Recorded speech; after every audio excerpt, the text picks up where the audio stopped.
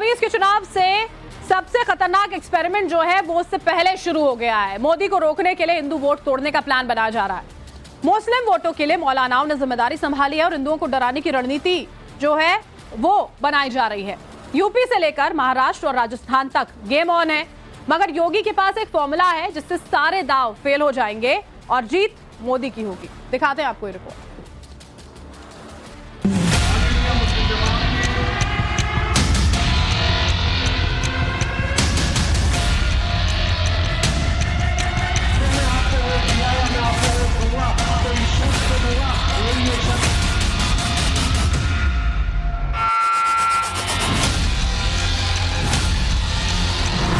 का मुसलमान सड़कों पे उतरेगा और यूसीसी का जबरदस्त तरीके से जवाब दिया जाएगा।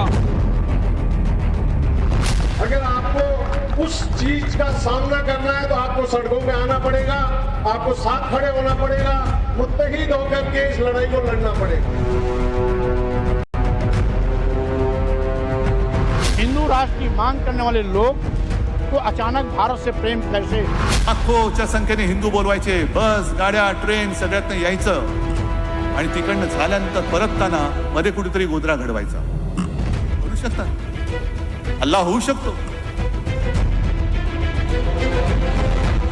मुस्लिम वोट जोड़ो, हिंदू वोट तोड़ो, यही है 24 का सियासी गणित और इसके लिए डेंजरस एक्सपेरिमेंट शुरू हो गया है। विपक्षी इंडिया एंटी सनातन नैरेटिव बना रहा है। मौलानाओं के बंद कमरों में एजेंडा सेट किया जा रहा है। मुस्लिम मोहल्लों में इस फॉर्मूले को फिट करने की शुरुआत हो चुकी है। 24 के चुनाव से पहले हिंदुओं को डराने और मुस्लिम वोट पाने की इस प्रयोगशाला के लिए कौन कौन से एलिमेंट जुटाए जा रहे हैं, सब आपको बताएंगे, मगर पहले उन किरदारों के बारे में जान लीजिए जो इस डरा देने वाली स्क्रिप्ट का फाइनल ड्राफ्ट तैयार कर रहे हैं। इस लिस्ट में पहले नंबर पर हैं मौलाना शहाबुद्दीन रिजवी। मौलाना 2024 में इस्लामिक एजेंडे को लागू करने की बात कर रहे हैं। दूसरा नाम है उद्धव ठाकरे।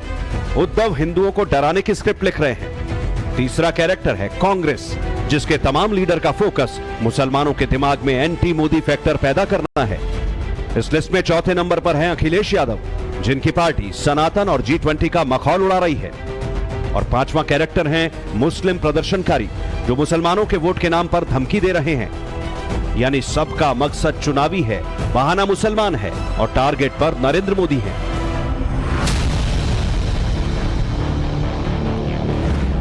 चौबीस के लिए पहला डेंजरस एक्सपेरिमेंट किया गया मौलानाओं की तरफ से। बरेली के इस्लामिक रिसर्च सेंटर में उलेमाओं की बैठक हुई। इस मीटिंग में मुद्दा मुसलमानों की तरक्की का था, मगर चर्चा 24 के चुनाव पर ज्यादा हुई।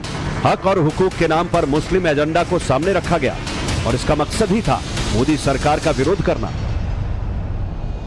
मुस्लिम एजेंडे में तमाम पॉलिटिकल पार्टियों से यह कहा गया है कि पैगंबरे इस्लाम बिल लेकर के आए, पार्लियामेंट में हुजूर सल्लल्लाहु ताला अलैहि वसल्लम पर एक ऐसा बिल पास किया जाए जिससे आइंदा जो लोग भी हुजूर सल्लल्लाहु ताला अलैहि वसल्लम की शान में गुस्ताखी करते हैं उनके खिलाफ कानूनी कार्रवाई हो सके, उनको कैफरे किरदार तक पहुंचाया जा सके।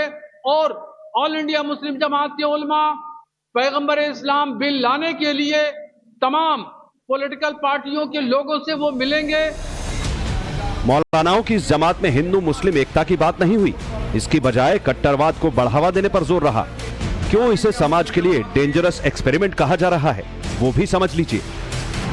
ऑल इंडिया मुस्लिम जमात के उलेमाओं ने मांग रखी 24 में जिसकी भी सरकार बने वो मुस्लिम एजेंडे को संसद में पास कराए। ऑल इंडिया मुस्लिम जमात के उलेमाओं ने दावा किया कि सबका साथ सबका विकास का नारा देने वाली मोदी सरकार उन्हें भूल गई। साथ ही ऑल इंडिया मुस्लिम जमात के उलेमाओं ने आह्वान किया समान नागरिक संहिता का विरोध करने के लिए मुसलमान सड़कों पर उतरें। इस्लामिक एजेंडे की सोच को बढ़ावा देने वाली ये जमात वैसे तो बीजेपी से मिलेगी, मगर सबसे ज्यादा फोकस कांग्रेस से मुलाकात पर है, समाजवादी पार्टी के नेताओं से होने वाले मंथन पर है। 24 के डेंजरस एक्सपेरिमेंट का अगला चैप्टर उद्धव ठाकरे लिख रहे हैं। उद्धव के स्क्रिप्ट में इस बार भी हिंदू है, मगर तरीका अलग है। उद्धव ने इस बार हिंदुओं को तोड़ने का प्लान बनाया है। गोधरा के नाम पर हिंदुओं को डराने का दांव चला है। लाखोच्या संख्येने हिंदू बोलवायचे, बस गाड्या ट्रेन सगळ्यात यायचं आणि तिकडनं झाल्यानंतर परतताना मध्ये कुठेतरी गोधरा घडवायचा. करू शकतात. हल्ला होऊ शकतो. कोणत्या तरी वस्तीमध्ये बस जाळतील, दगडफेक करतील, माणसं मारतील, पुन्हा देश पेटेल, पुन्हा तेच ते सगळं तेच ते आणि तेच ते पुन्हा घरांच्या होळ्या पेटतील आणि त्या पेटणाऱ्या घरांच्या होळीवरती यांच्या राजकीय पोळ्या ते भासतील. उद्धव ठाकरे सीधे सीधे हिंदुत्व के खिलाफ नहीं बोल सकते, मगर उनके इस बयान में बहुत ज्यादा बेचैनी है. मायने निकाले जा रहे हैं कि 24 के चुनाव में मोदी को जिस तरह का सपोर्ट मिलने वाला है उसने उद्धव की नींद उड़ा दी है. सवाल यह भी उठ रहा है कि उद्धव ने महाराष्ट्र के जालना में ही क्यों गोधरा का जिक्र किया. क्या उद्धव भूल गए 27 फरवरी 2002 को साबरमती एक्सप्रेस में आग लगाने वाले कौन थे. क्या उद्धव ये बताना नहीं चाहते कि S6 कोच को बाहर से बंद करने की साजिश किसने रची थी. साल 2002 फरवरी में गोधरा कांड का जो पूरा हादसा हुआ था उसकी स्क्रिप्ट लिखने का काम कांग्रेस के एक पूर्व पार्षद ने किया था जिसका नाम था फारूक भाणा. जी हां, फारूक मोहम्मद भाणा ये वही शख्स था जिसने 26 फरवरी के एक दिन पहले रात को अमन गेस्ट हाउस में पूरी साजिश रची. साल 2016 के अंदर भाणा को पकड़ने का काम गुजरात ATS ने किया था. ATS को मिली ये सबसे बड़ी सफलता थी. बताया जाता है कि इस पूरी साजिश के अंदर 140 लीटर पेट्रोल लाने से लेकर चलती ट्रेन को पुल करने का, चेन पुलिंग का काम भी सलीम पानवाला के साथ में मोहम्मद फारूक भाणा के हाथों में था. कभी हिंदुत्व की वकालत करने वाले उद्धव आज विपक्षी गठबंधन इंडिया का हिस्सा हैं. उन्हें यह बात अच्छी तरह मालूम है कि 22 जनवरी 2024 को जब भव्य राम मंदिर का उद्घाटन होगा तो राम भक्ति की लहर का शोर होगा. 500 साल तक राम मंदिर का इंतजार करने वाले भक्त जब राम नगरी में होंगे तो श्री राम की गूंज के अलावा बाकी सब नेपथ्य में होगा. शुरुआती दिनों में जुटने वाली 5 करोड़ भक्तों की आस्था उफान पर होगी और अयोध्या में मौजूद होंगे दुनिया के 120 देशों के लोग जो प्रभु श्री राम के दर्शन मंदिर में करेंगे. चूंकि प्रधानमंत्री नरेंद्र मोदी इस खास मौके का अट्रैक्शन होंगे, इसीलिए उद्धव बेचैन है कि कहीं राम मंदिर के नाम पर हिंदुओं का वोट बीजेपी को ना मिल जाए. हम इस समय मौजूद हैं भक्ति पथ पे. ये भक्ति पथ वही है जिसको प्रभु श्री राम जन्मभूमि के लिए, भक्तों के लिए खोला गया है. इसी रास्ते से लोग प्रभु श्री राम के दर्शन करते हैं. जैसे ही प्राण प्रतिष्ठा का समय आएगा, चप्पे चप्पे में कई तरह की फोर्सेज रहेंगी, कई तरह की सुरक्षा एजेंसियां यहाँ रहेंगी और कहीं एक व्यवस्था भी नहीं हिलने वाला है. बहुत अच्छी सुरक्षा व्यवस्था. बहुत खुश हैं हम कि हमारे हिंदू धर्म को आगे बढ़ोतरी मिल रही है. आगे मोदी जी काफ़ी कुछ कर रहे हैं उनके हमारे हिंदुओं के लिए और हमारे जो है ऐसा हमारे जो संस्कार हैं आगे तक जाएंगे, बच्चों तक जाएंगे. तो हमें बड़ी खुशी है इस बात. प्रभु राम की नगरी में रह रहे हैं, अगर उनके लिए ही अगर हर चीज़ किया जा रहा है तो उनकी स्थापना में हमको बहुत ही हर्षोल्लास रहेगा, बहुत ही खुशी रहेगी. उद्धव भले ही हिंदुओं को गोधरा के नाम पर बांटने की कोशिश कर रहे हों, मगर एक सच ये भी है, योगी आदित्यनाथ के रहते दुनिया के सबसे बड़े धार्मिक और आध्यात्मिक कुंभ मेले का सफल आयोजन प्रयागराज में हुआ. 49 दिन तक चले इस कुंभ में 23 करोड़ भक्तों ने संगम में डुबकी लगाई, जिसमें 10 लाख से ज्यादा विदेशी थे. 3 वर्ल्ड रिकॉर्ड इस महाकुंभ में बने थे. प्राण प्रतिष्ठा के दिन मंदिरों को केंद्र बनाकर काम करेंगे, गांव की चौपाल को केंद्र बनाकर काम करेंगे. अपने गांव और अपने मोहल्ले और मंदिर के पास पड़ोस के समाज को टेलीविज़न अथवा स्क्रीन के माध्यम से अयोध्या का प्राण प्रतिष्ठा आयोजन दिखाएंगे. जल्द ही सदियों की प्रतीक्षा समाप्त होगी और करोड़ों राम भक्तों को अपने आराध्य के दर्शन होंगे और पूरी दुनिया इस दृश्य को देखेगी. और जहां तक बात रही डरने की, तो जिन लोगों को मंदिर निर्माण से डर लग रहा है, ऐसे लोगों को डर लगना भी चाहिए. योगी का टारगेट यूपी की 80 सीटें हैं और अयोध्या उनके एजेंडे में है. योगी पहले कार्यकाल में 40 बार अयोध्या गए थे. दीपोत्सव का रिकॉर्ड बनाकर योगी ने एक नई लकीर खींच दी. आंकड़े भी बताते हैं 2019 के लोकसभा चुनाव में बीजेपी को 49.6% वोट हिंदुओं का मिला था. दूसरे नंबर पर मायावती की बीएसपी 19.3% के साथ थी, जबकि तीसरे नंबर पर समाजवादी पार्टी रही जिसे 18% वोट मिले. अब 24 के चुनाव से पहले राम मंदिर का उद्घाटन होगा तो मुद्दा बहुत बड़ा होगा. इसीलिए उद्धव को छटपटाहट है, योगी के विजन से बेचैनी है.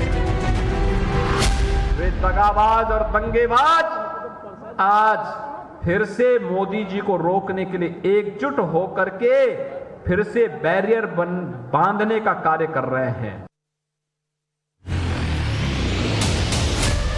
विपक्षी गठबंधन इंडिया 24 के लिए ऐसे एक्सपेरिमेंट में जुटा है जिसमें फोकस मुसलमानों पर है और इसकी शुरुआत कर्नाटक से हुई। कर्नाटक में 13% मुसलमान हैं, इनका 70% वोट कांग्रेस को विधानसभा चुनाव में मिला।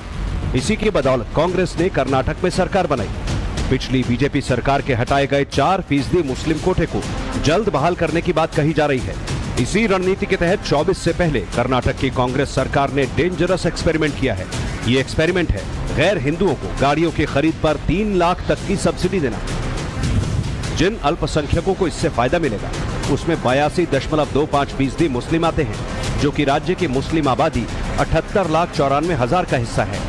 कर्नाटक कांग्रेस के इस प्लान में मुसलमानों का खास तौर पर जिक्र है, हिंदुओं के हित की कोई बात नहीं। Look, I've read the Gita, I've read number of the Upanishads, I've read many Hindu books. There's nothing Hindu about what the BJP does. What the BJP and the RSS are trying to do, the heart of what they're trying to do, is trying to stop the expression, the participation of lower castes, other backward castes, tribals and minority communities. And for me, in India, where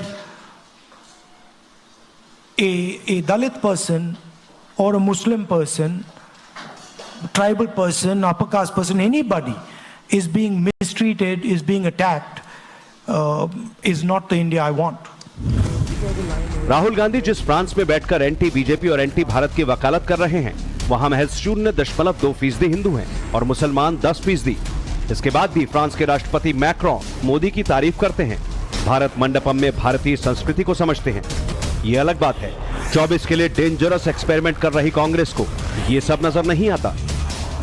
आज सुबह तो मैंने देखा कि इनके G20 जब हो रहा था तो बारिश आई और सारा जितना भी वो जहां पे वो G20 की मीटिंग रख रहे हैं उसमें सारा पानी फैल गया है। मेरे मन में एक बात आई कि शायद जो हमारे देशवासी डर के मारे कह नहीं पा रहे, भगवान ने कह दिया। 24 के डेंजरस एक्सपेरिमेंट का चौथा चैप्टर यूपी से जुड़ा है, जिसमें मेन किरदार अखिलेश यादव है। रणनीति मुसलमानों को लेकर है और घोसी में उपचुनाव के नतीजों से फूले नहीं समा रहे। घोसी चुनाव में समाजवादी पार्टी के उम्मीदवार को 1,24,427 वोट मिले। माना जाता है कि इनमें सबसे ज्यादा वोट मुसलमानों का था। घोसी में 90,000 से ज्यादा मुस्लिम मतदाता हैं, 40,000 यादव और दलित 60,000 हैं। घोसी की इसी सीट से अखिलेश के हौसले बुलंद हैं और इसीलिए वो G20 के सफल आयोजन के बाद भी सवाल उठा रहे हैं।